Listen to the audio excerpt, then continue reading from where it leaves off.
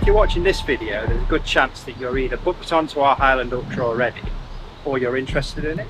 Most of our races, or all of our races, are self-sufficient, but the Highland Ultra does have a slight change to it compared to our normal rules. We have a different bag setup and a different bag structure, and one of the reasons for that is that Knoydart has a very interesting weather system. It's a coastal peninsula with really high munros next to it, so you can experience multiple weather systems in the space of an hour.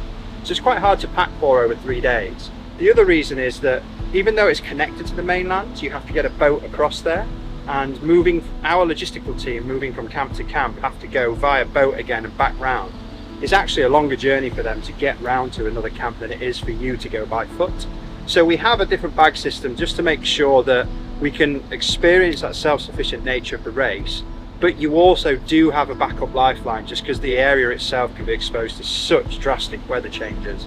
We want to make sure that everyone can have some relevant comfort in the evening to recover. If you've already downloaded the race pack, you'll know that we mention a couple of different bag types. So the first thing the bag that we'll describe is your race bag. Now this is a bag that you'll wear on your back. This is the thing that you'll have all your compulsory kit in.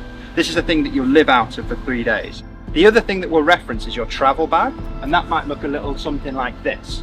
And what will be in there is things like anything that you travel with, like laptops or clothes that you won't be wearing for the adventure, maybe something to travel home in, or maybe the clothes that you travel into the area for pickup. And then you'll also have a night bag. And that might look something like this. It could be a simple waterproof bag, or it might be a little duffel like that.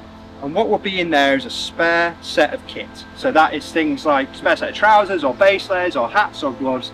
And that is because if it gets really windy and wet there during the day, and just by chance your dry bag fails in your bag and everything is wet, you still have something to get changed into in the evening.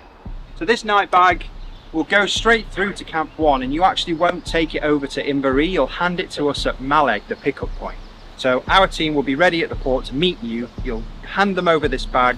We'll attach a race number to it, and you'll see that again at the end of day 1 and the end of day 2. You'll collect it again when you get back to Maleg after the race. Now, you'll have your race bag with you and your travel bag with you when you come across to Inverary on the boat. If you pack smart, your race bag will fit in your travel bag. So you'll get on the boat with one bag.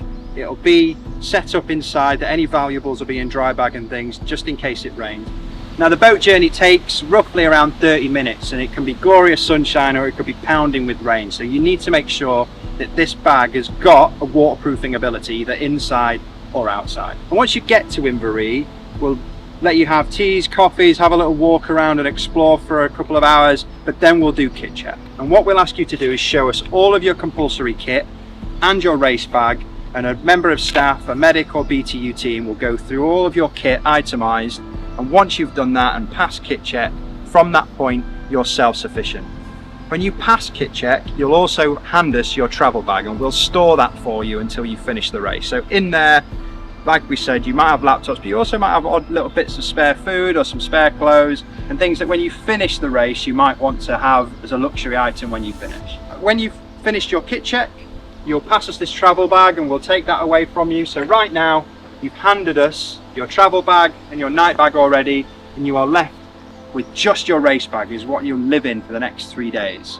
We will also allow you to keep for the first night one warmer jacket, something like this that you can sleep in, and you will leave that in your tent for collection when you finish. We set the Highland Ultra up for a couple of reasons. One, to give people a real taste of what our 5-day international adventures are like, but also for people to really push themselves, maybe experience 5 days, to push themselves in an environment that's really, really hard to prepare for and move through. Over the 3 days, you'll get every bit of impact and adventure that we put on our 5 days, but just squashed into the 3. So making sure your kit choices are right, absolutely key.